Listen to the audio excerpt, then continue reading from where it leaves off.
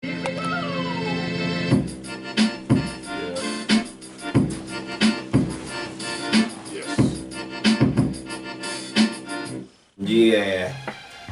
Hell yeah.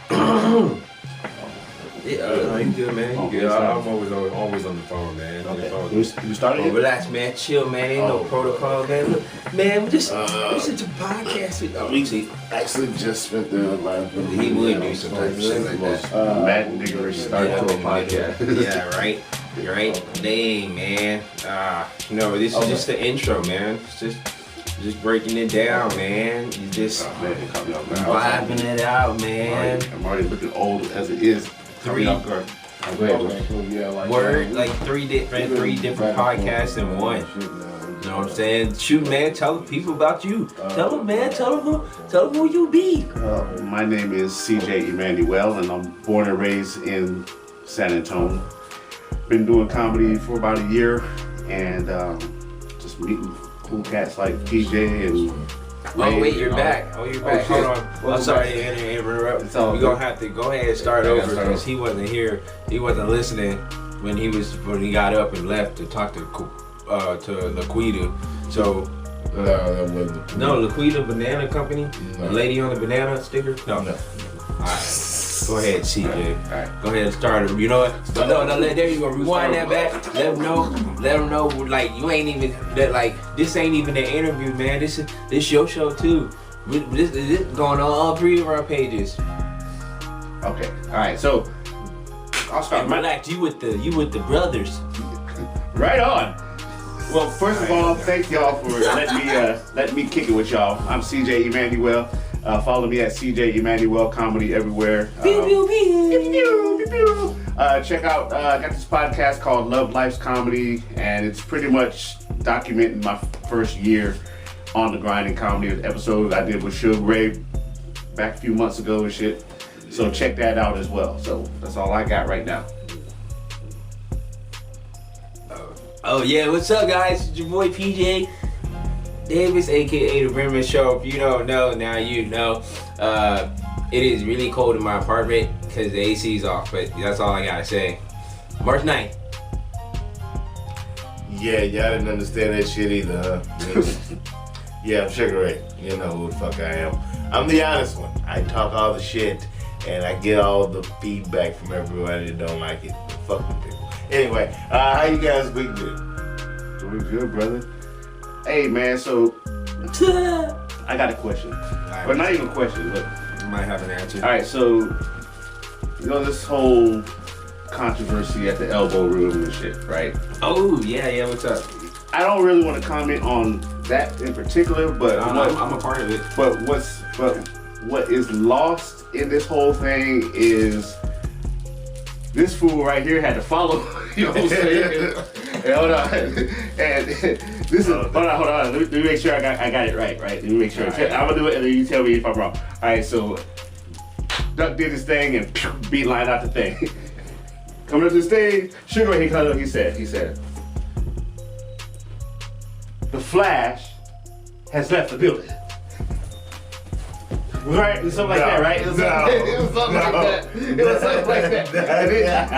And he said, ain't nobody gonna forget this night right here. You know what I'm saying? Am I right or am I wrong? It was something like that. Words to that. Okay, so what happens, he darted out. I didn't even see him fucking leave. Like, I literally turned like this, and I looked back and the doors was flapping. I didn't even see the nigga run. I didn't see him disappear or nothing. Man. My mouth was dropping. I was like, what the fuck just happened? Yeah. I'm in shock. Sugar Ray, and I'm like, oh, so he's just gonna call me up right after that shit. Like, I can't miss this. So I walk right on stage with my mouth dropping. I'm just sitting there staring at everybody. They still looking at the door flapping. The door was flapping. My man just said, pew! He was gone. Straight out. He was like a bolt of lightning, bro. He was gone. So I was like, oh shit. And then one dude turned, he looked at me and he started laughing. And I was like, he gets it. He understands. And everybody turned around and they was like, what? And I was like, y'all see that shit? He ran at this motherfucker like they was throwing rocks at him or something. Dude, he was gone. Who was walking out the door? Duck Easy. He was gone. Yeah, man. Like he got off, I'm Duck Easy. Blah, blah, blah, blah, blah. Stood by the bar. Pew! Like, he didn't even tell nobody nothing. He didn't look at nobody. He just hauled ass. So, yeah, just having to follow that, bro. That was crazy, man. That was crazy as shit. But it made my night easy as shit, though. I said, anybody. That is so controversial. Yeah, all right. Nah, but I mean, that night, I mean, the room came back, you know what I'm saying? And it was. Yeah, because man, if I'd let that shit die, we'd have had a horrible night. You're probably the perfect cat to follow on something like that, bro. It's like, oh Lord, this doesn't you something. ain't no telling what we're gonna say anyway. Hey, like that was good. Cause like when he got off, I was like, good. I ain't got to do no material. I ain't got to do shit. I ain't talk. I ain't night off, like, but, so I've been listening to like shows and stuff like that. I'm talking about it, bro. But I hope this shit eventually blows over and we can move on and shit, bro. But that shit was tremendous. You know what I'm I saying? put it like this is comedy, man, and motherfuckers say shit, and it's like, I'm not gonna work with them no more. It's like, nah, yeah, fuck that shit. I work with bosses that said worse. My truck driver trainer was worse. Like, yeah, come on now. Like, I've seen old white people spit on people before. Like, come on. Yeah. We gonna get mad because you said some words. Nah, we still gonna do business. I'm doing business with whoever I want to do business with. And you know, that's the thing. It's the balance between we expressing ourselves as artists and exploring comedy and shit like that. But there's still business, and there's, you know, that's the bottom line. And if your audience, you know, and that's what I was taught a couple of times, including conversations with Doug, man. It's like knowing your audience and reading that room and picking on people that you didn't bring into the room and shit. So it was a learning experience, just as an observer. You know what I'm saying? Nobody gives a fuck about my opinion. You know what I'm saying? Wasn't involved in it. I was just an observer and shit. But it was fascinating to watch. I look at it like this, like when it comes down to controversy on stage, normally controversy comes when you actually try to become personal with these people. And you're like, hey, let me talk to you. Fuck that. You up there to entertain. They don't want to be talked to. They don't want to be brought in. They just want to laugh and they go home. When you start bringing people in, that's when it's like, nigga, fuck you and your mama. And it's like, oh, nigga, what? And then that's when the fight happens. They gonna walk on stage and get slapped and shit. Like, they walk on stage slapping me, like, it's gonna be like, where the fuck did you come from? And why you upset? Like, ain't nobody dealing with, they ain't talking to you. Like, look, man, I got a regular 9-to-5 job. I only come here to talk about my problem. Yeah. Pretty much, I'm yeah. talking about how my light bill went up to $300 and I can't pay it, and it's all my girlfriend's fault. Yeah, I love comedy. That's what we use comedy for. Yeah, this is your material years right here. This is your material. I had about 30 of it. I had 30 years of material, man. Wow. Yeah. Oh shit, more than that. Shit. Like once you realize how fucked up your life has been, you like, yeah, I got a whole bunch of stories and shit that nobody knows about. About 45 years of material, man. Just scratching the surface on this shit. But y'all motherfuckers, I've been wanting to chop it up with y'all. I chopped up with you before, Ray, and stuff, but in person. It's the first time doing it in person, and we joke about it all the time. There aren't a lot of native born. Are you from here? Yep. You're from here? No, where you from? Military brothers like you. Military brat. Besides one of those military brats, didn't go nowhere, bro. I was stuck here. You know what I'm saying? Stuck. I was jealous of cats like you, going to Germany and Japan and Korea and all that shit. You didn't get to go to Germany? I ain't go nowhere until I left and joined the Navy. I went to Orlando for 6 months when my mom went to Korea. And I got knocked up with my baby brother, or my brother. Did you didn't go to England? Damn. Okay. Well, man. Also, I wasn't trying to flex on you or anything. I was like, I'm a military brat like you. I was just in a different branch. You Air Force brat? Yeah, Air Force brat. Yeah. Me too, Air Force brat. They go nowhere. My mom said, I'm not going nowhere. I ain't leaving my babies unless you make me. And Air Force said, like, we ain't not going over no damn seas. Like, We is not going over no damn seas. She only left us like. We got McDonald's here. She left us twice. She went to Honduras for like 90 days in like 85, and then she had to go to Korea. Was supposed to go for a year, but ended up getting cut short because oh damn, she got knocked up and my brother and shit. But other than that, West Side, you know, growing up in Heritage and shit. You know what I'm saying? That's how it works. Old boy, country ass, Hispanic black town that makes no goddamn sense. Hispanics hate the niggas, but the niggas love the Hispanics, and that's just weird. Sometimes it's just fucking weird. It's weird, bro, but it was kind of like, maybe because I was mainly among other military brats and shit, so there was always a variety of people. So I was always used to that growing up. So I didn't really know the black side too well. All that shit I make up on stage, that shit is just exaggerated. It's not magic. It's like not fake. It's just exaggerated. He's not making it up either, because every time he does his set, I'm like, yeah, he's right. He's so right. He's so right. Because every time I go back home, they're just like, yeah, that's our cousin. He ain't from around. Yeah. He ain't from around. You're a different kind of black. You know, like, why you talk to? Cause you talk properly. I'm like, man. No, I just, you know, I'm just disposed to everything, you know. So that's why I'm not a hater of some shit. How black are you? You know how many times I've had to try to answer that question? I don't know. Yeah. Question. Or no, when they try to figure you out, like, so are you like a white, black person? Yeah. Or you a person, you like rock music? You like pop culture? And I do. You know what I'm saying? Yes. Yeah. Motherfucker, yes. All black people do. They just act like they don't. Man. Look, I looked up the statistics. It's a lot of black people into a lot of shit that they don't talk about. Just Google it. Closet rock, closet metalheads and shit. Come out of the closet. Like niggas wasn't listening to Korn. I was in all black school. It was 3 white people in my fucking high school and a whole bunch of blacks and Mexicans, and they was listening to Korn. Yeah. That shit, they was jamming the fuck out of that. The black people like, yeah, dude, fuck yeah, bro. This is my nigga shit. I like bumping that stuff in black neighborhoods and white neighborhoods because I get the same look. It's like, the fuck are you listening to that for? That shit loud. I don't give a damn. Kind of like when you see old white people jamming the black rap music nowadays. I found out they like to fuck to that shit. Like, yeah, that's the reason why they like him. They be like, yeah, because they be fucking their ass off to them songs. All beat like a motherfucker. Yeah, all beat like a motherfucker. They be having a lot of sex to them songs. Get out the way, move it. What's the song that we end up? They be like, yeah, she be sucking and fucking. Like, they be jamming that shit.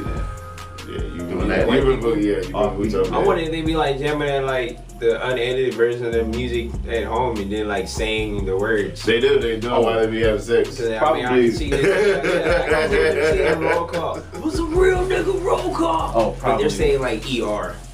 They dress up in the leather and get the whips and shit. And they be jamming the songs while they be whipping each other. Like, it's crazy. They're like real nigga roll call. Yeah. It's a red roll that niggas out, niggas. And like, oh hey Karen. It's some grimy white folks down here. It's grimy white folks like that. It's been a long time since I've been down here. They grimy like that? Shoot, I wouldn't know. I'm curious to know how many times white people say the N-word at their household. They invented it. This would be like, all right, Samuel. They invented it. So how many times do you say? So technically, they own that word then, right? Since they invented it. Huh? They invented it. So. They're probably saying it right now. It's just another word for black. That's all it is. See, my mother taught me a nigga was a fool or a lazy person. And this nigga's in every shade and color. And my travels around the world, I've seen black niggas, white niggas, Mexican niggas, Filipino niggas, Chinese. You know what I'm saying? And I've seen part of the benefit of growing up in San Antonio and then joining the military, being around different people from different backgrounds and shit. And there are things, the stereotypes that are true about all races and stuff. I like poking fun of that and making fun of it. Our color, our culture, other cultures I've been around and stuff. Because it is funny to make fun of those stereotypes. It is funny to make fun of the stereotype of black people always being late and shit. It is fun to do that. It's fun to explore that shit. But you can exaggerate it. We are exaggerating the experience, the human experience. You know, that's some profound shit. Anyway, Like, one stereotype I never liked was that black people love chicken, because if that's the case, then who's the person that stole the recipe and is the face of all chicken in Kentucky? follow the recipe that Daniels did. But all I'm saying is we love it so much that you stole the recipe, and you're like, yes, I have all of them now. No, he's only got 11 of the spices. There's 2 more that he doesn't know about either. You know what I'm saying? He's damn conquering. What do you call it? My mother had those 2 ingredients, and my wife has those 2 ingredients. You know what I'm saying? So more than 11 herbs and spices. You know what I'm saying? Don't be telling people that you might come up missing. Then we put 2 herbs. We heard you know about the other spices. He gonna come outside, it's gonna be a rag in his door. I was just kidding, son. Yeah. He like, where's this rag come from? Don't touch that rag. Well, for the record, I love chicken, hate watermelon. You know what I'm saying? So I love watermelon, especially the juice. That should give you so many benefits. I'm a health nut. I'm trying to become a vegan, but I can't leave meat alone. No, that sounds so wrong. Don't even pause. Don't leave that. Not even in the case. It sounds so wrong. We can isolate that part right It sounds so wrong. Like, I can't leave meat alone, so it's like, if there's no dead animal, you're gonna die. That's what you're telling me. Like, wait, never mind. That sounds weird too. See, I hate 2023. You can't even say shit that you normally used to say without sounding weird. One day it's gonna swing back. Yeah, you can't. It's gotta swing back, man. It's got to. Oh my gosh. It's only gonna get worse. Rainbow sprinkle haircuts and unicorns running around and shit. But everybody's in this magical world of Disney, because Disney owns everything now. Which is weird. How did they buy up every goddamn thing? What's weird? Disney, they just bought up every damn thing. They own all the shit. Bought up what? Star Wars, Fox, Simpsons, they own every fucking thing. Who, Disney? Yes. Yeah, they do. It's weird shit. Like, they just crept up one day and was like, nigga, we own the Monopoly board. It's like TV shows, everything. We own it all. Sponsored by Disney. So they're all just consolidating. Mm-hmm. And they show you the Simpsons. They're like, yeah, we're gonna go ahead and put little chips in your brain, and there ain't gonna be no more TVs. We're just gonna pump fucking bullshit right to your eyeballs. So I started reading 1984 again. I haven't read it in a long time. I want to see how much of it is like prophetic. You know what I'm saying? I used to go down those conspiracy rabbit holes a long time ago, like around 2009. You know, Zeitgeist. You ever watch that one? That was like one of the first like 9/11 inside job conspiracy ones. That one like hit me personal, hurt my feelings for a long time and shit. But that kind of sparks other avenues and shit, other books and shit like that. I think that was the era of real deep investigation from like 2009 to like 2013. All conspiracy theories. Like hopped into that shit in like 2009 too with Dave Chappelle. It was just like, why are they showing all this shit? And then all of a sudden it was just gone. It was just gone, but it was mixed in with other bullshit. It was like, why do you want me to see this? Because they want you to catch on, so you can be like, I'm fighting back, and then realize you can't do shit. You're just stuck in the matrix, so you gotta play along anyway. I know, that's right. It's a mind fuck. And I listened to a couple podcasts, and this one dude in particular, he likes to talk about conspiracy theories a lot of times too. But it's the same thing. It's like, let's say all this shit is true. MK Ultra, all this shit is true. What do we do about it? You know what I'm saying? No, you can't do shit about it. They've been doing it. Well, okay, we are aware that we're getting fucked. Yeah, that's it. You're just aware of it now. Like, you still gotta take it. You still gotta play the rules in this game a little bit. And then it drives you crazy a little bit because nobody cares. Like, you start telling people, they're like, who cares? And at the end of the day, brother, I was trying to tell my kids, life is like, ask me how many fucks I give. You know, Yeah. the over under is 0. Bag is empty. No You more. know what I'm saying? Well, I can't do it. But yeah, life goes on, and then you realize that, hey, nothing that you thought was real is real any goddamn way. You go the way? Nothing that you thought was real is real anyway. Yeah, so let's make fun of everything along the way Exactly. until we're no longer. Like, we're gonna all wake up and realize we're dead. Well, shit, we've been dead for a long time. They just now told us. See, this is what black folks from San Antonio talk about all the time. You know what I'm saying? These are the discussions we have. They suspect the damn thing. This is our street talk, yo. Shit.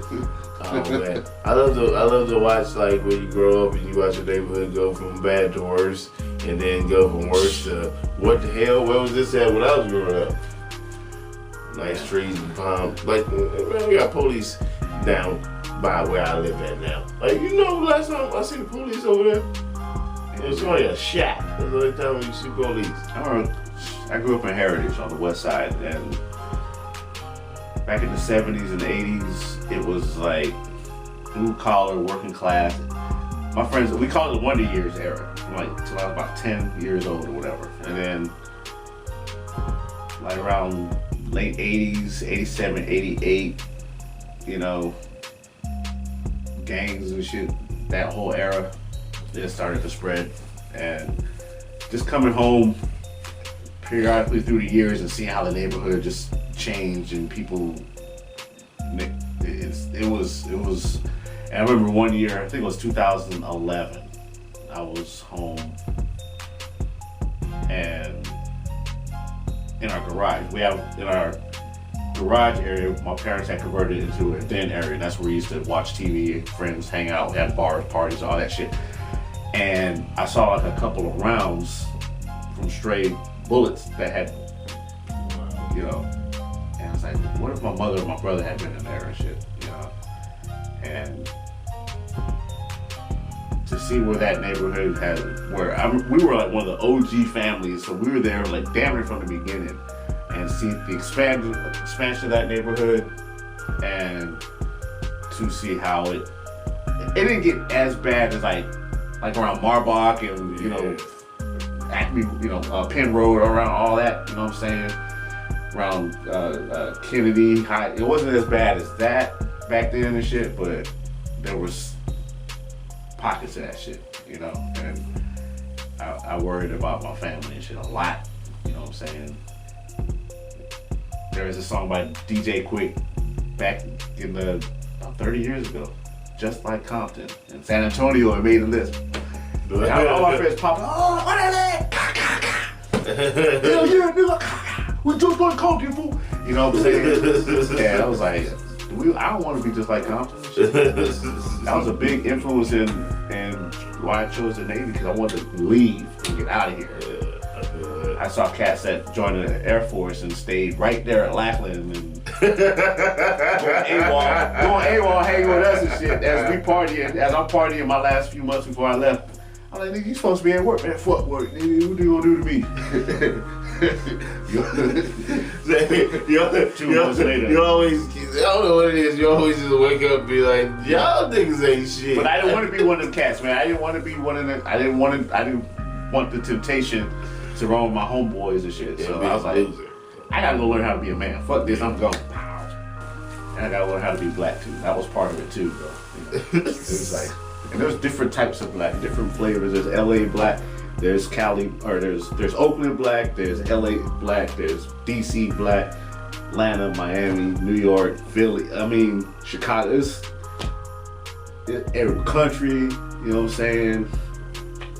And there's commonalities, there's differences, and there's the whole experiences. And the one thing everybody can agree on is somebody slipping and falling is funny as fuck. Everybody. Absolutely.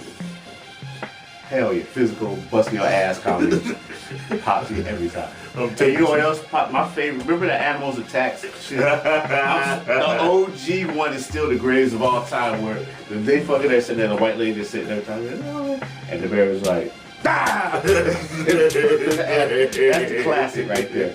That was classic. Mine was the deer, when the deer just stood up on his hind legs and gave it to the dude, just giving it to him. The other one was the elephant with ape shit. And the nigga went up, this dude went up, I don't know, Thailand or whatever, went up to the fence to try and hold it up. And that fucking stomped on that fence, flattened that motherfucker.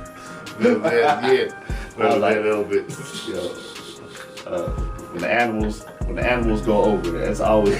Oh, mine is cats. I love when cats attack. 'Cause cats don't give a fuck. They attack every part of your body: ankles, wrists, neck, face.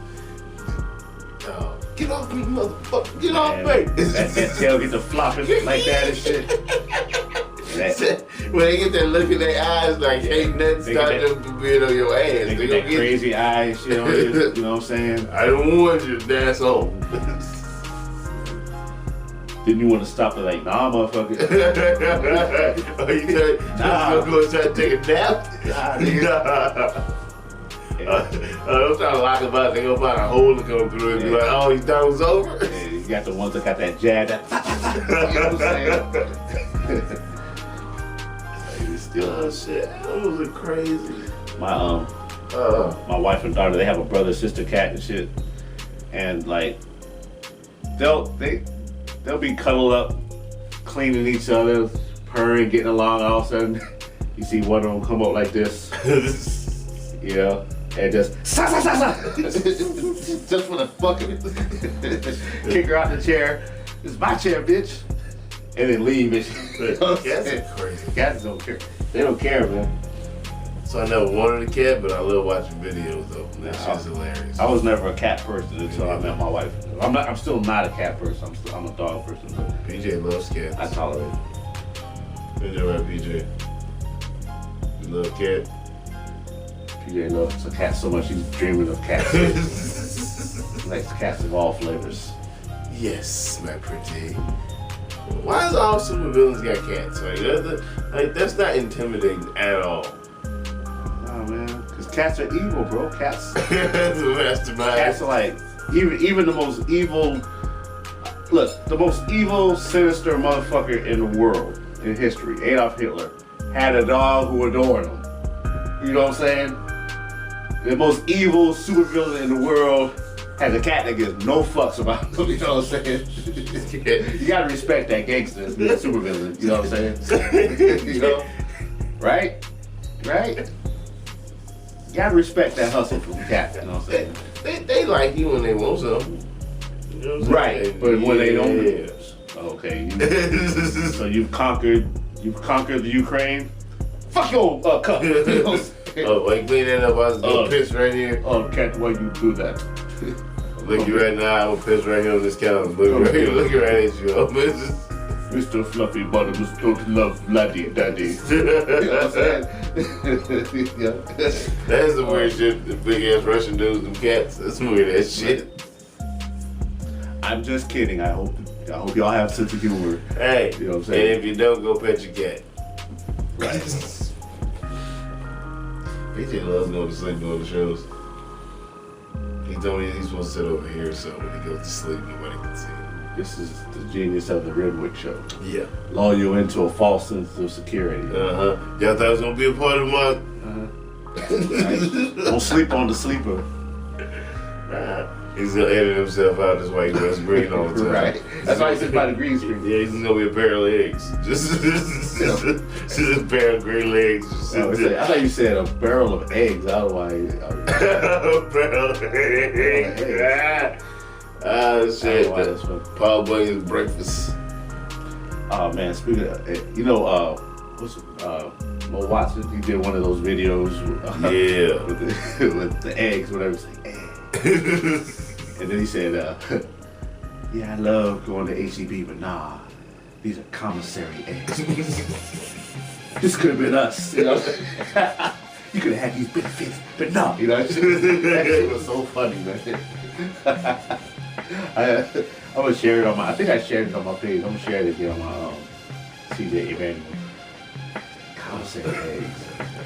Shoot, I know you, man, being a veteran, or hell, living in military communities and shit, we were targets, you know. Money, first and the 15th, benefits. I gotta get a man with the benefits. Yeah, benefit swagger. I know I'm gonna be secure.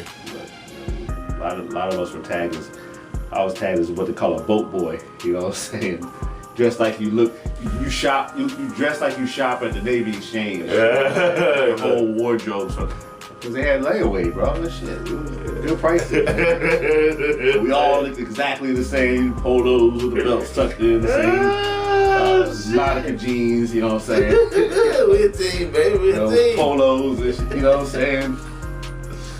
We dress as a unit. Same type of Nikes, you know? We dress as a unit. Oh man, damn. I was Dressed like you ain't got no car. You got to shop in walking distance. Because it was true, you know? That's the crazy part about the military. Everybody think he's like super paid, but you really don't. Mm-hmm. You get paid just enough. Now, if you grew up having nothing, hell, that $300 every 2 weeks was a fortune, brother. Man, damn. Man, I thought I was rich. Hell down. Until 1 month later. I remember that I was not. Hell down. Oh, man. That's $600. Especially like that first check coming out of boot camp, because, you know, you're there for 2 months, right? And you don't, they give you like these little vouchers and stuff as your money. So you don't, your first check is when you leave. So you have like 2 months of check. So I had like a thousand, my first like comma check. And I thought I was rich. That one came home on leave, went to Ingham Mall, balled until I fell and was broke before I fucking left. I had to take an advance out on my next paycheck. I was like, Damn. bad habits, brother. I inherited, brother. That's what you get from hanging with old schools. The old schools don't know how to say shit. They just get fancy stuff. Young buck with a little bit of money in my pocket for the first time in a minute. But I'm glad the experience, for the most part, I don't know. I'm still trying to buy it. Sometimes I say, oh, it's worth it. Sometimes I'm like, was it worth it? I weigh it back and forth. Coming up on 30 years, bro, since I left this town and tried to become a man. I'm still on that journey. Still on that journey. Yeah, That's one of those journeys you're never going to complete, but you should collect a lot of wisdom on that journey. That's the goal anyway. Yeah, pretty much. Like pass it down so other people ain't gotta go do so much shit. Yeah. Part of wisdom is, it's got dumb right in the title, so you gotta do some dumb, we have to do some dumb shit to acquire that wisdom.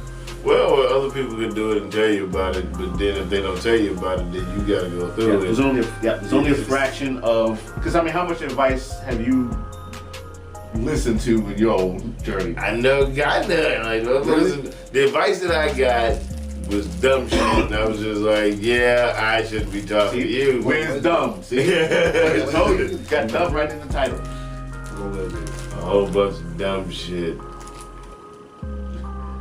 That means the statute of limitations hasn't lapsed in some of them circumstances. So All I can say is, I have beep, grown. beep, beep. You know what I'm saying? I have and then you're beep, beep, beep. I have become an adult. Right. Because of all the beep, beep, beep that happened in the past. You know what I'm saying? I don't know. I don't know what you're talking about. I don't know what you're talking about. Right. That sound like a reverse camera, just like talking back to you. You know how when you reverse a car and then you hear beep, beep. His version is like beep, beep, beep. Why you backing up? That's what it sounded like. I thought I was doing the sensor. I thought I was doing. I'm dead. Somebody dying. A couple beats. I think all the beats are the same beats. It's just how you use it. I'm just saying, if TJ's voice was the beat for the reverse, I'm getting it. Did you say you can play in cars? You say you can play in cars? I don't know. How you want my teeth on? He can't talk because he got crackers in his mouth. So. Wait, what? What? He's gonna be asleep. Oh, my bad. Yeah, what y'all talking about? We talking about how everybody loves your Power Ranger jacket. That's bullshit. Everywhere we go, they be like, "That's a dope ass jacket." Alright, well, I was listening to CD again. I was listening to him tell his life story, alright? Oh, you was listening? I was sleepless. We heard you listening. We heard you listening, man. I'm all like, yeah. Momentum on yourselves. I was Slobber Train would just about start flowing. Yeah, wisdom, yeah. That's how you do it, man. That's how we do it here. How old are you, PJ? How old am I? Yeah. 32. Yeah. Ray, you what? 37? Yeah. Wait, what? Did you just lie about your age? No. Okay.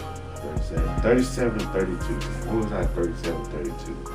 37, I was getting ready for divorce number 1. No.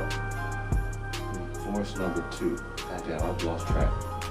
I think it was divorce number 2. 32 was... Yeah, damn. I think I was the beginning of the end of marriage number 1, I think. It was something like that. Yeah. Because I was married 12 years, the first one. So yeah. So that's probably what it was. So y'all ahead of me. You know what I'm saying? Yeah. Yeah, because my first divorce was at 32. Oh no, you're the 32. Okay. Yeah, I was Yeah, I had to get rid of that crazy ass. 30. Don't stay with somebody that drives you fucking nuts to the point where you about to die. I think I was just shy of 35 when I got divorced the first time. You know what I'm saying? I got her a brand new pair of Walmart boots. Walked in, was like, "Here you go, baby."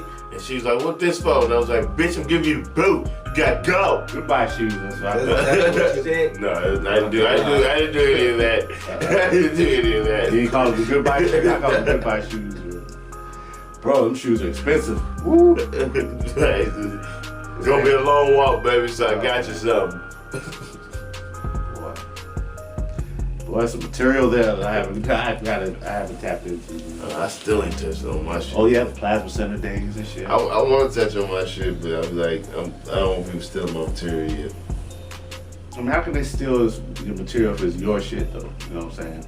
Because it's like having a knockout Benadryl. It kind of works, but it don't, and everybody knows about it. But it's like we just tolerate it because it's cheaper. You know them dollar store chips and the dollar store cereal y'all be getting tastes like fuck cardboard.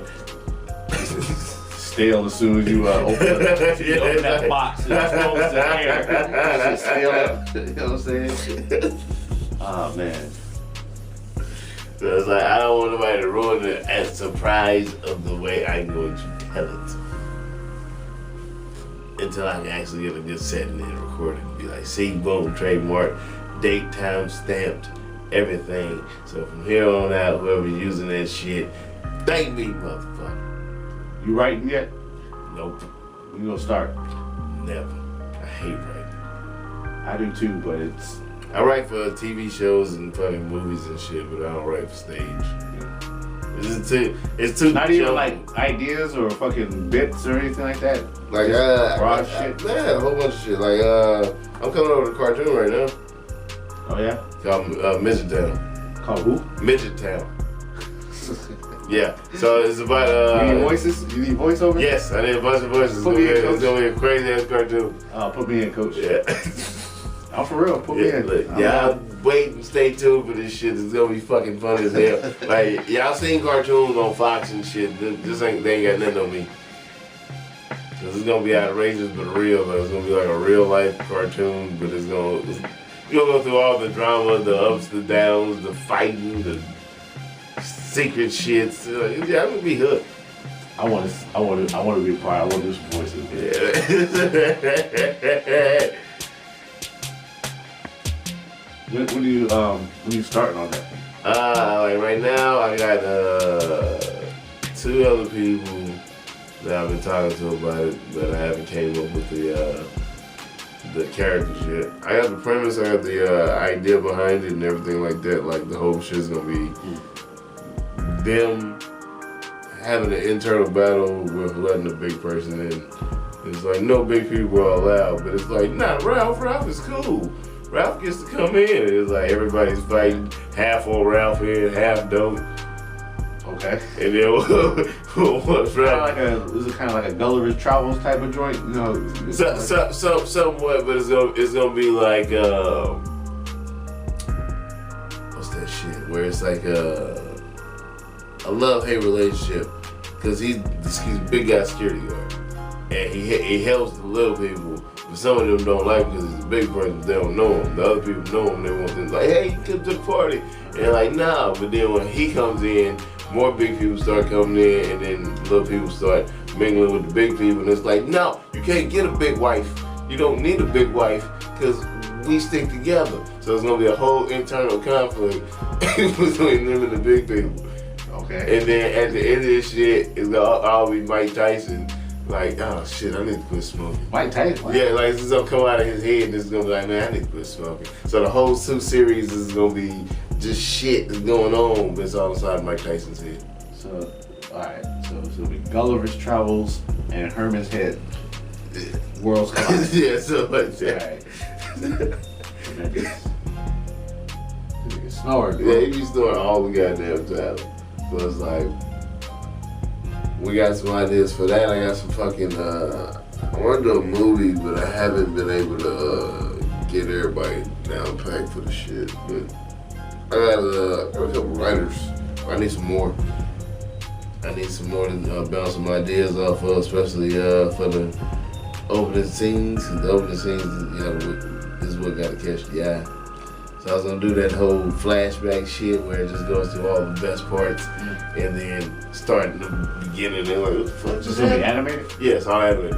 So it's gonna be like, what the fuck happened? He's like, nah, you gotta see every fucking episode to get the piece that you see in the beginning to go, oh, that's what the fuck that meant. Okay. What is this again? This is Midget Town. Oh wow. Yeah, so it's actually very interesting, man. Like, it's like, man, it's like 5 of the PJs. It's gonna have a whole bunch of shit to it, and you just gonna feel it and be like, you know what? I fucks with it. It's gonna have dark humor in it, but it's gonna have light humor too. Like, security guards gonna be talking to you, man, fuck that midget. Don't you talk about the little people like that. And the niggas called Midget Town. Yeah, I know, but you don't be talking about them like that. Are we allowed to say that word anymore? I don't even know what we're allowed to say anymore. Hey, they literally have towns called Midget Town. So I ain't lying, man. No, I'm not. Look it up. Google it. I gotta put on my old man glasses. Where my phone at? Where my telephone? Y'all think I'm bullshitting? Google Midget Town. Is one in Louisville, Kentucky, and I think it's one in California. Is it called M-Word Town? No, it's called Midget Town. That probably be called Midget. It's not called Midget Wrestling San Antonio. That's for shit. That typed up Midget Town. Why I didn't even know that? Is it 2 words? Midget Town. Is it Midget Town? He's saying exactly what he's Or saying. midget spelled? Now you got me saying. What is it? Midget Town, San Diego, New York. Midget Town, Long Beach. Then they got a Midget Town Google Maps. Midget Town in Utah. Yeah, they got a Midget Town in almost every state. Well, how's that word bad? Hobbitville. What? Yeah, that's the only reason it's bad because people say it is. Other than that, other than some random person going, you can't say that. Nobody cares.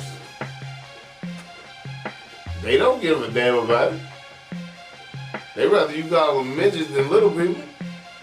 No, insulting that is to be like, hey, you're a little person. I'm a grown ass man.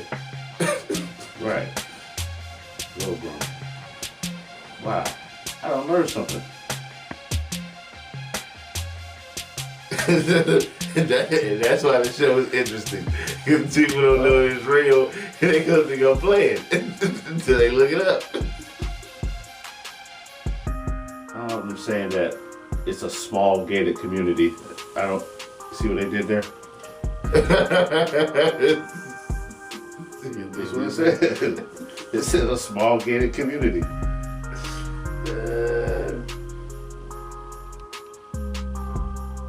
Alright.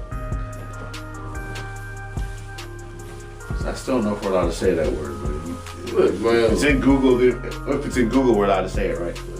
I'm saying like this. There is no word that you're not allowed to say. You know what I mean by allowed to say. Pretty soon they're gonna start throwing niggas in jail for saying shit. That's where the thought police are gonna come. I don't give a fuck. Throw me in jail. I'm in jail all day anyway. Like me being in the car driving back and forth for 8 hours making money, that's jail. So throw me in that motherfucker. I don't care. I've been in jail. Some cool people in jail too. Some cool forgotten about people. Go check on the people in jail. People are afraid of that stigma from the movies and all that shit. But I don't know. I've never been locked up, so I don't know that experience. I've been locked up with some people. They got some horrible stories. Yeah. And it's like, man, you doing drugs to keep your wife? Is you thrown in jail? Yeah, nigga, you need a new wife. It's like, what with that shit? It's a man. Nigga told me he had ended up getting an STD. Bro, bitch that he loved, the only chick he was fucking, she gave him an STD. Then left him in jail. He found somebody else to console him. She ruined that relationship and then left him in jail. Like, bitch, like, goddamn. He ain't got no family, he ain't got nothing. All he had was them two. And she fucked up both relationships and then bounced on him. Like, god damn. Y'all be going through some shit. Be putting yourselves through some shit. Out here not caring about who you hanging with. Pay attention to the people you're around. Everybody ain't got your best interest in mind. And it was a change thing I was getting ready to get into, but I lost it. It was perfect too. About changing your, I forgot. You'll change your surroundings to become a better person? Hell yeah. Something like that. But nah, that wasn't the exact one. I would just say, don't let the weight of other people weigh you down. Because people be sitting around grabbing other people's problems and shit and not figuring out how they can't leave. Just let it go. Bounce. So the sooner you realize that most people's problems ain't yours and you ain't got to deal with it, better off you be. You know that crab in a barrel analogy or whatever? You know, my whole life I always thought it was the crab trying to get out and the other crabs pulling them down because they hating on them. I don't know where I heard it from, but I heard it flip the other way where in that bushel, that world is all the crabs know. So that when they see a crab reaching out, they actually think they're saving it and bringing it back in instead of bringing it back in because they don't want to see it succeed. So I was like, that's an interesting paradigm shift on that. It's still a mentality that people were yearning to try to break free of, no matter which way you look at it. Yeah, you know what I'm saying? I think it was Ali Shadid that said that. I think he was on 85 South Show when he said this shit. But I know what you're talking about because it makes sense. But the thing is, it's crazy because it's like when you try to think outside of the box, quote unquote, get out of the bucket. People are like, I gotta save you. Don't be thinking like that. Don't be reading that stuff. I'm trying to help you out. But it's like when you try to actually pull them out, like say you get over the bucket and you still holding on and you trying to bring them, they bring all that weight to the rest of them people with them that they won't let go of. But you gotta say, you know what? I gotta either save me or go back down with you people. I ain't doing it. I refuse to go back down in the bucket. Even in the, I don't know how many, I used to be sadistic when it came to, my favorite part of being on the East Coast in Maryland and Virginia was the seafood and having those crab boils and watching them and getting them nice and drunk and, you know, they excited and you turn that fire on and as they're heating up and the couple are still trying to escape or whatever, they're still trying to pull each other down. as they're boiling in the fucking pot. You know what I'm saying? Wow. So they took that mentality with them to their, you know what I'm saying? And they're delicious too. You know. But you ever, you know what I'm saying? It was. Damn, that's fucked up. It was a mind fuck, bro. It's like even in the midst of all that hell, and they're still pulling each other in, you know. Or saving each other, whatever. That's some family members. You be like, man, I was doing good, and then I thought fuck with you. Yeah, just leave them alone. Let them go. Drowning people will drown you with them. Fuck that shit. Like, once you realize the problems you have come from other people, you just don't have a problem. I mean, we all go through our shit. And you have a turn, but yeah, a lot of the stuff is like outside of your own control anyway. Yeah, like when I was by myself, like when me and my now wife were by ourselves and we had our daughter, we had no problems. Like, yeah, we had some financial hiccups, had to work a little bit harder, but it was calm, peaceful, and we enjoyed our day. The moment we let other people in our life, chaos ensues, and it's like, what the f is this? Man, harmony, bro. Once you achieve that shit, bro, and you finally get a taste of it, yeah, it's selfish. It's like, I don't want to get that shit up, bro. I'm gonna We go back to craziness? No, I'm good. But I don't never want to go through, oh, they fighting again. Yeah. I done fucked too much shit up to want to repeat that shit again. You know what I'm saying? And I will fight you for trying to take me back. Kicking and screaming, cussing, fight dirty too, brother. You don't miss us? No, I don't. Stay there. No, I missed y'all. Look, I was insane when I did. I was insane when I missed you people. Then when I come back to see you and I realize how much I really never wanted to see you to begin with, I was just losing my mind. You come back and you see the circumstance and you're like, dodge one. You know what I'm saying? Everybody in my family is old and miserable. I'm like, y'all niggas is in y'all 40s. 40s is old? I'm talking. 48 is like a black man. Black man 48 is like a white man's 62, 59. You know. That every last one of them aged horribly. Too much stress and bullshit. Yeah. That's why I don't be around their ass. You still look young, because I don't be around y'all. But you know how much drama it takes and how much energy it takes to cheat and continue to cheat and continue to cheat and continue to hide shit just for years. That takes a toll on your body, face, and everything. And you like, bro, I look old because you stupid. Drain all your energy out. So you get some extra sex. Like, that stupid ass shit. Stop doing that dumb shit.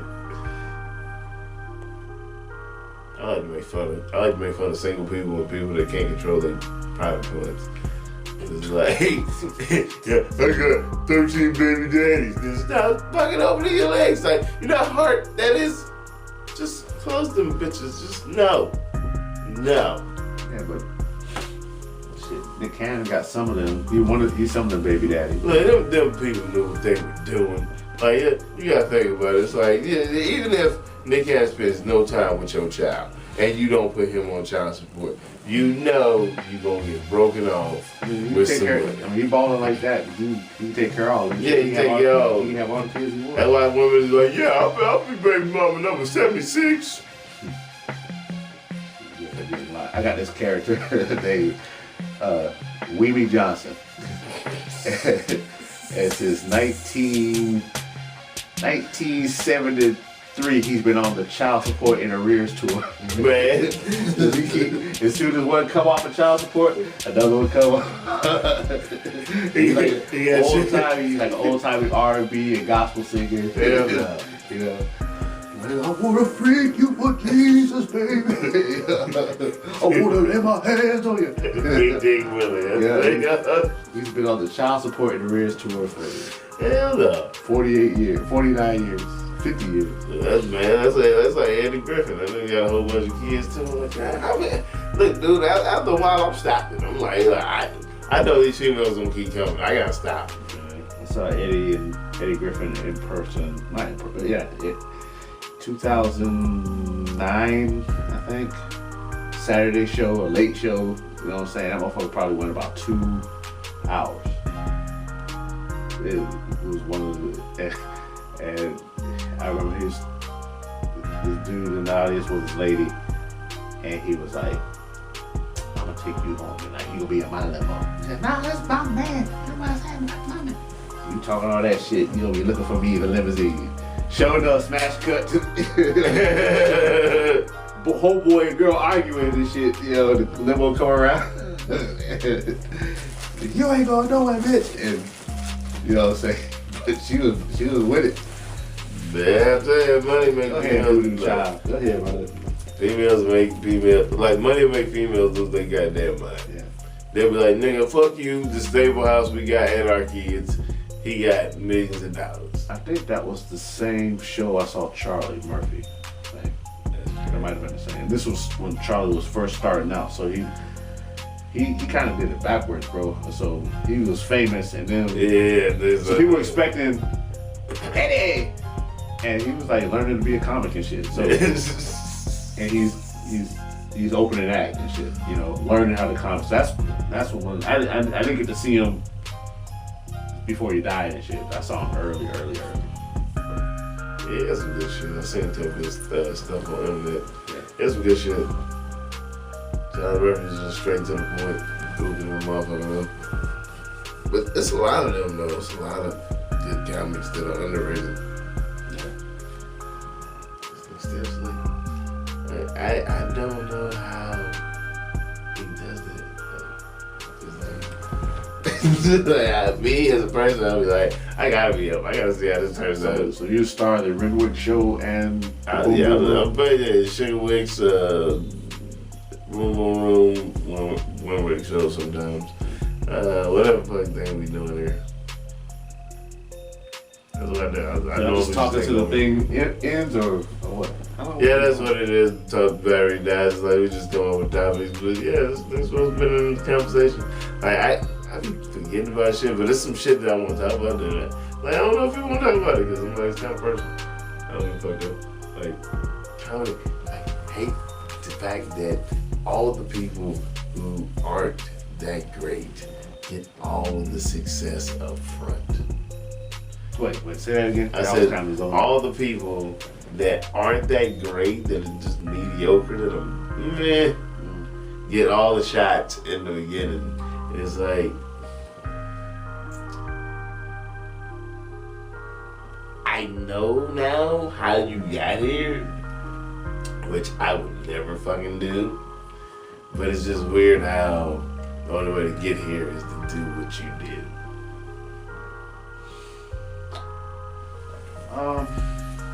Yeah, I saw a version of that in there were things I told myself professionally I would not compromise, that I saw other people compromise to get some shine, you know what I'm saying? And that I had a chip on my shoulder on a lot of that and stuff. If I had to do some examining on being realistic on what I did to contribute to my shit and what I didn't do, you know what I'm saying? But there was a lot of that.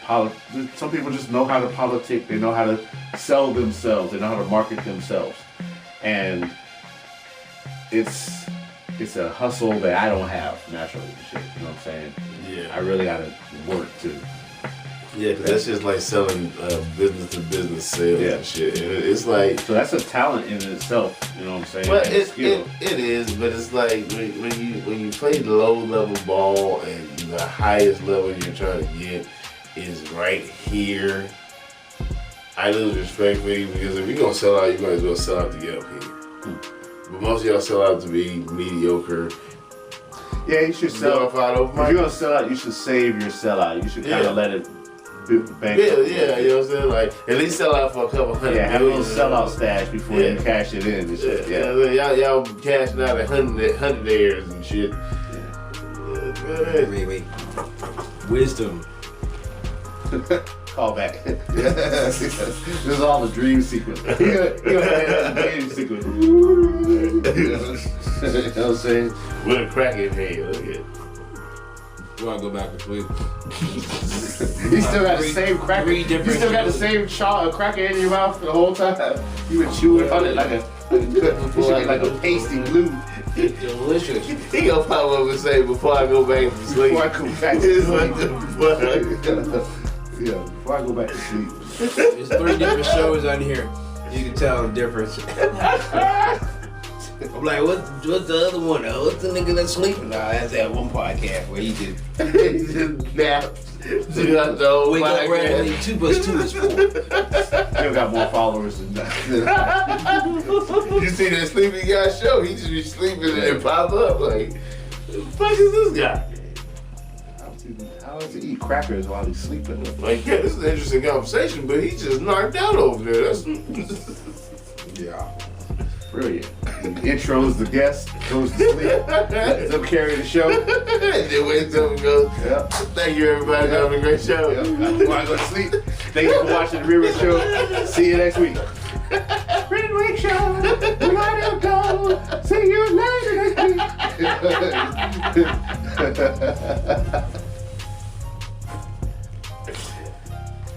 That was a fire intro. Oh, shit. Oh, damn. Oh, shit. Oh yeah, you gotta do it like this. Then look at your phone. And then you know. Hey, look, I can't stand when people do that shit on a road trip. I'm gonna be up with you the whole time. If you don't wake the hell up. Man, so 2 of my 3 kids, as soon as you cut the engine on, them niggas are out. Terrence, he's the only one that'll ride with you the whole way. He'll stay up the whole way. Terrell, my oldest, is like, Daddy, where we out. Out, man. How you drive, bro? It's different from behind the wheel. Oh man, I hated this shit. Everybody I've ever rode with always told me the same shit. I'm staying up with you. And they'll be up for about maybe 35, 45 minutes, maybe an hour. Talking to me, yeah. Start driving, listening to music. You fucking sleeping? You fucking kidding me? Yo, get your ass up. Said you stand up, we stand up. I hate the fucking long ass road. I don't hate them, but that road, the last long road trip was driving back down here from Virginia, bro. With 3 vehicles. That shit ain't no fun. No. Between my wife, my mother-in-law, and myself rotating. I'm driving 8 hours a day for 3 days. Ooh, shit. Man. Yeah, I can't do that But shit. by myself and shit, I did the whole shot damn near by myself. It's different when you're by yourself. Yeah, you gotta coordinate and stop. I think I stopped once in Louisiana, and it just made it all the way in. Shit. When I was back in 14, my mom's funeral and shit, I drove all the way back to Virginia, high as fuck on Adderall. I was popping them shits all the way. I drove straight San Antonio to Virginia Beach. Oh, shit. Only stopped at piss and eat. Didn't go to sleep. Damn. I'll never do that dumb shit again. Yeah, that's damn. Crashed. I crashed about 10 hours as soon as I got home. I'll never do that stupid shit again. You never wake up and say you still be tired and shit. Like, your body just don't recuperate after that. Yeah. So that, I mean, I don't fuck with that. I mean, I got ADHD and all that shit, but I don't fuck with Adderall no more, no drugs, none of that shit. No antidepressants, none of that shit. Because I didn't like, but I don't know, man. Sometimes I think about it. Do I need to adjust this? Because I got all these ideas, I got all this shit that I'm trying to fucking do. But I just can't fucking stay focused on anything long enough to. And I was talking about, you know, Vic Mendoza, right? Yeah. You know, he's talking about use that shit as your superpower and shit. So I'm trying to figure out how to use my shit as a fucking superpower because this ain't fun, brother. This is a motherfucking. Nah, like I normally turn mine into fucking like dancing and fucking laughing or some shit. Like I can't turn it off, so I gotta enjoy it at least. But in a way, it's kind of how I write too, because it's like I gotta be doing other stuff for me to think about my material, to polish it and fine tune it.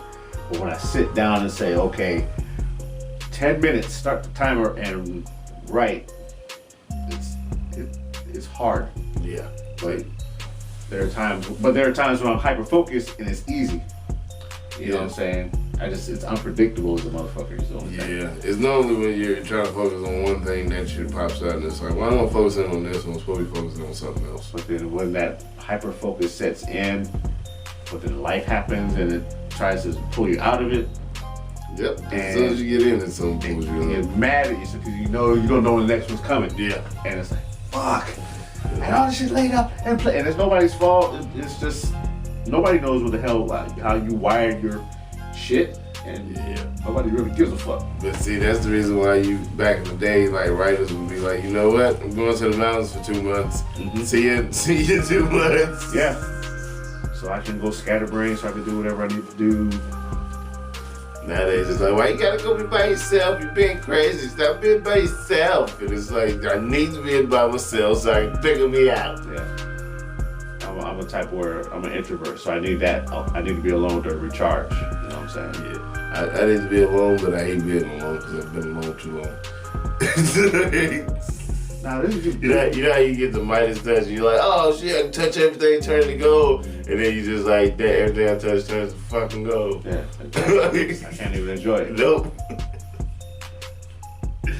So yeah, that's kind of where I'm at with the shit. I was just like, fuck, I have so much shit that I have that I want to use. And I got shit intertwined and shit, and it's like a roller coaster. But once I start, I can't stop. It's not, you know what I'm saying? Like, I can't be like, I'm gonna do this and then go over here. I have to actually do the whole fucking thing. And I need the entire time to do it because it's all set up. It's all story, punchline, joke, laugh, story. And once it's like, hurry up, it's like, nah, y'all not gonna get it. I'm not even gonna do it. So I think if we got more time to actually work on our craft instead of 5 minutes, which would be a lot better. And it's like not just give 5 minutes, like 10, 15 minutes to everybody, but give people time to actually get into their shit. You know what I'm saying? Like, give me time to actually bring you into my world because like as a comedian, I have to make you, you know what I'm saying, instantly love me. Yeah. Well, that's why I'm glad we got a couple of spots that give us, up to 10 or so minutes to stretch up. So when I want to tighten something up, I go to the 4-minute spots. Or when I have something tight, I'll try to get in on a laugh out loud. You know, when I want to expand and or try to build a 10, I like that. I like having that option too. So I'm glad we have that variety. Yeah, cause like I was doing showcase Thursday. So a few days ago, but I ended up having to do 3 minutes, and I was rushing, like rushing. And he's like, man, that shit was funny, and I'm like, I don't think it was funny because I had to rush through all of it, and I hate that shit because I never actually get to go in depth of the shit that I want. So I'm just jumping over shit. Yeah, it's like it's funny, but it's more to it.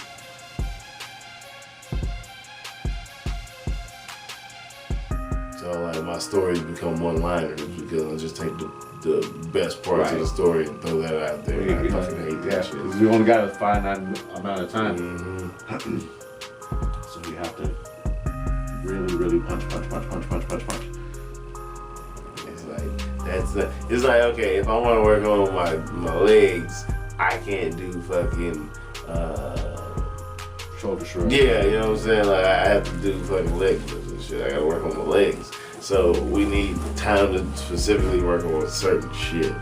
It's like everybody does the same open mics at the same time. And it's like we can do different nights, different places, and actually work on a better craft if we do it right. You know what I'm saying? Like one night will be for quick punchlines, and the other night the crowd work. So, you know what I'm saying? Like shit like that. That way you can get all the way around it and get better instead of just trying everything at one time.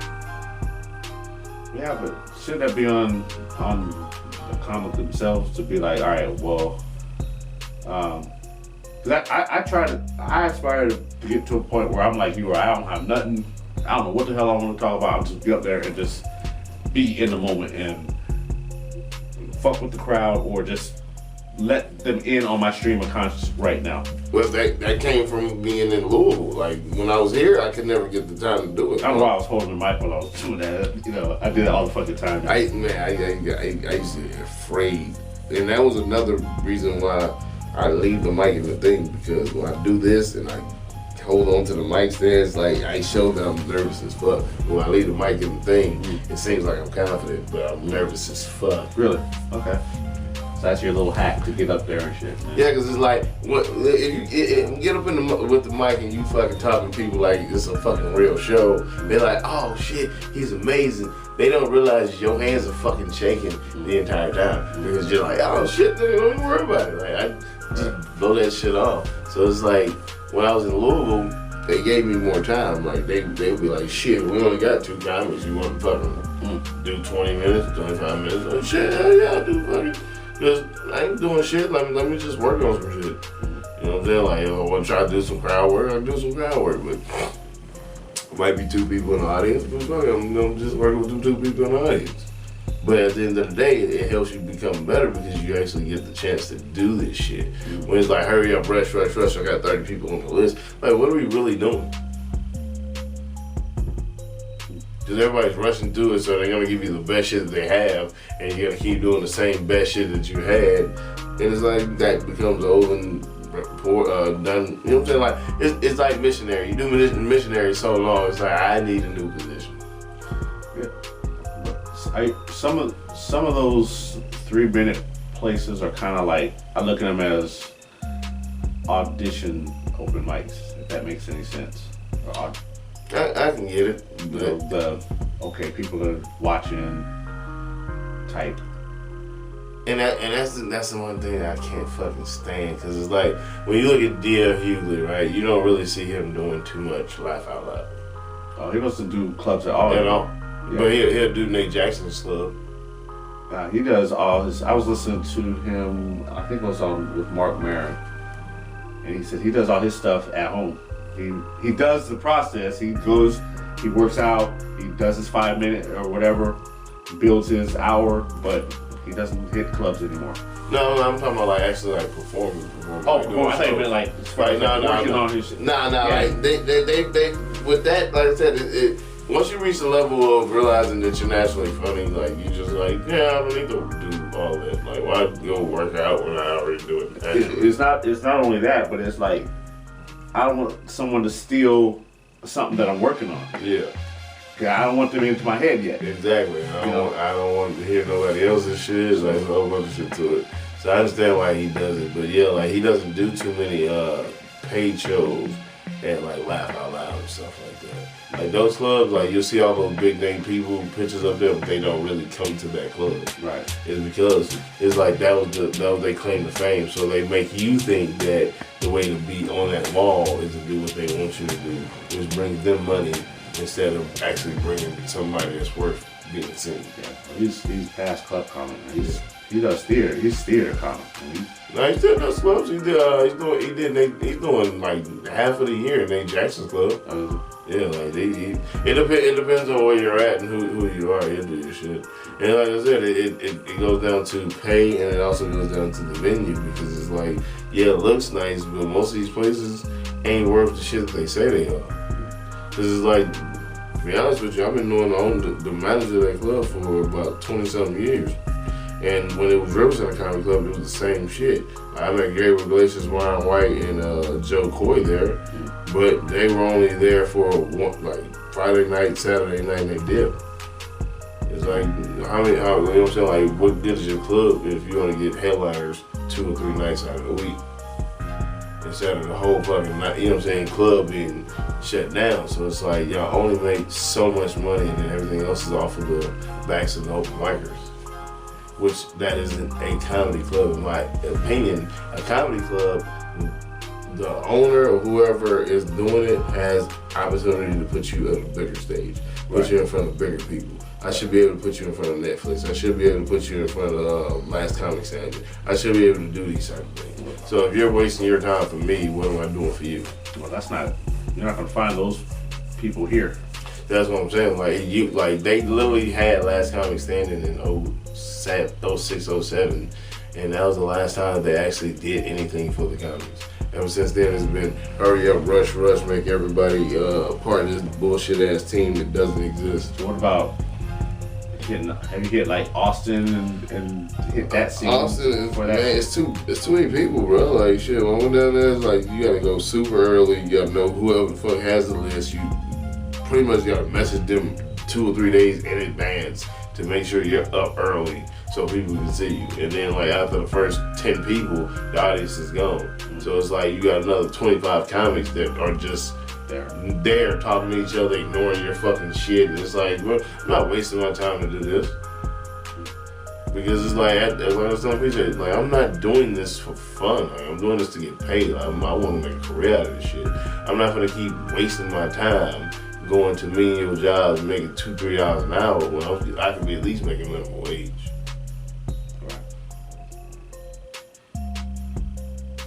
So I'm not gonna waste my time not getting paid to do bullshit shows to make other comics laugh, just to prove myself that I'm funny. You feel what I'm saying? Like that's not what we're here for. We're here to network and everybody get to the fuck where we need to go. Because In Living Color wouldn't have been In Living Color if everybody didn't do their part. But everybody wants to be the one that everybody follows. And it's like, man, fuck all that. We ain't gotta follow no damn body. Just help each other get to the fucking top. You share my shit, I share your shit. You on my shit, I'm on your shit. Hey, who's funny? All these people funny. Let's all fuck with each other. And then guess what? You got fans, I got fans, we all got fans. High tide raises all boats. How would we get out of here? How would we close this show? We just talk to the battery guy? Basically. You know what I'm saying? Or until Brent Rick Williams up and cuts the camera off. Until he wakes up, we still keep on talking. I would just do like clips. And, yeah, that was it. I might just do clips. I'm gonna do some comedy store shit. Yeah,